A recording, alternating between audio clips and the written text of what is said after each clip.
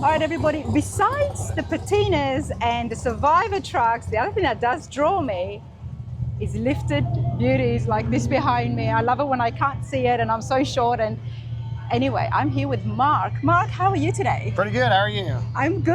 I do like your truck. Yeah, thank you. What have you brought here today?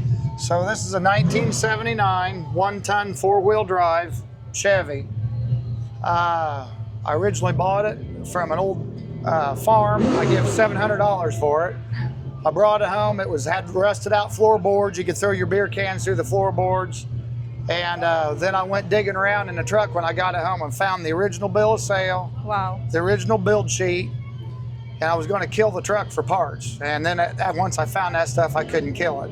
Absolutely. So this truck's been done since 2002. And I've taken it to a lot of shows, but back in those days, you could go to a Chevy dealership and you could buy parts. So this truck is built with 110% GM metal. There's no aftermarket on this truck at all. So early 2000s, you could actually go to the GM dealerships and get it for the 79. Yeah. Wow. You could get brand new fenders, doors, hood, everything on this truck's new because everything else was junk. I saved the frame and the cab. The cab had extensive repair done to it. And then me and my friend painted the truck, and my dad was a sheet metal worker and fabricator at Purdue University. We handmade the front bumper. We handmade the stainless steel frame plates that are on this frame. We put stainless steel on the bottom of the bed and just accentuated the truck. But it's been kind of a special piece of mine that I've owned for all this time, and I've traveled a lot of places and done a lot of things with it. And it's been a lot of fun. And you had no idea how big these trucks were going to get? No, I mean, when I built this truck, square bodies weren't cool. And then all of a sudden, square bodies became cool. And unbelievably, it took me 3 years to build it, but hard cash dollars, you'd be surprised. I only got about 13, 14,000 in this truck. Wow, it's a lot different today, yeah, you know that. Yeah, I mean, I was offered 28,000 for it back in 2008 and turned it down. I have no idea what it's worth now, so. Well, it's definitely worth a lot more than what you spent on it, and that's when you know you've done yourself a good deal. Yeah. And that's when you know you've got yourself an investment. So let's talk about the 79 square body here. Love the paint. The interior is exactly what it should be, just been restored. Yes.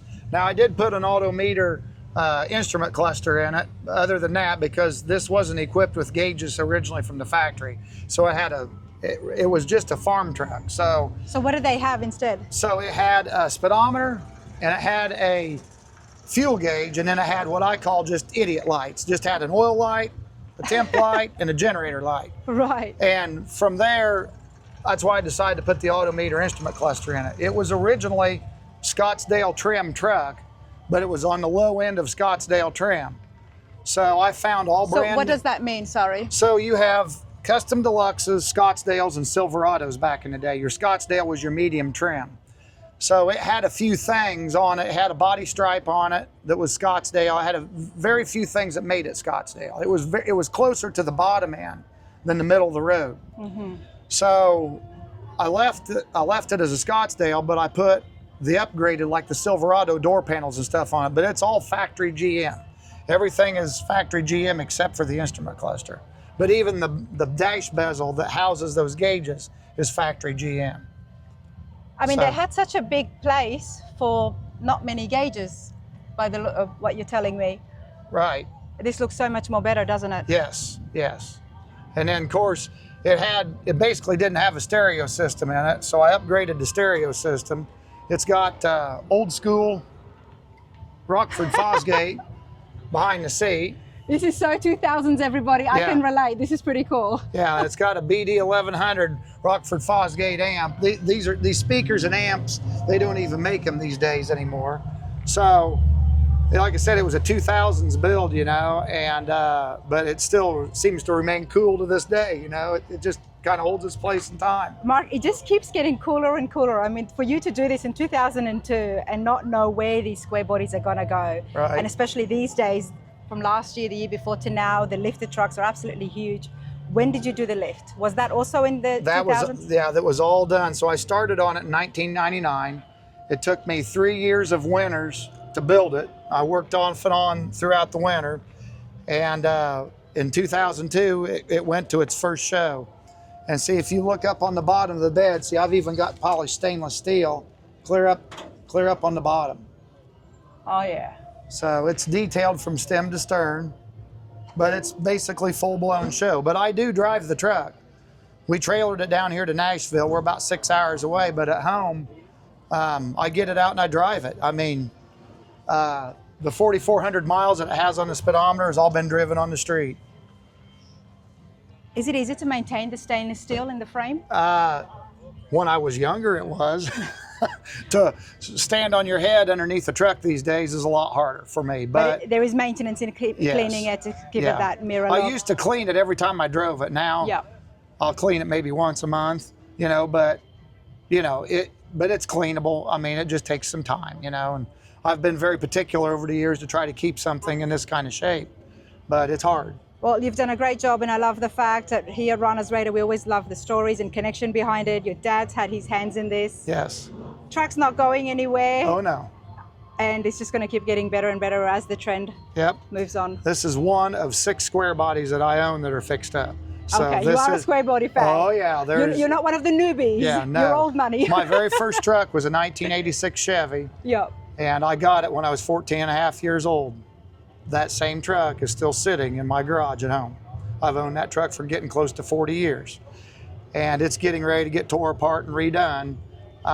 Something special is going to happen with it in the next 2 or 3 years. So, Mark, I noticed that you are here with your family. Yes. Is that your son? Yep, this is my son. This is Max. This is his fiance, Clara, and this is my wife, Jennifer. Nice to meet you all. Nice to meet you. Max, what truck are you taking? Are you going to be having from the collection? I got myself at home a 1984 K30 myself.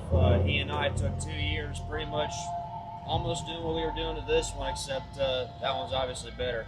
It's more, his is more of a driver, but we tore his truck apart, and he's got a real nice red 84 K30. Restoration. Yep. Nice, nice. Well, you've got one of your own, and here I'm thinking, okay, you're waiting to take one of Mark's.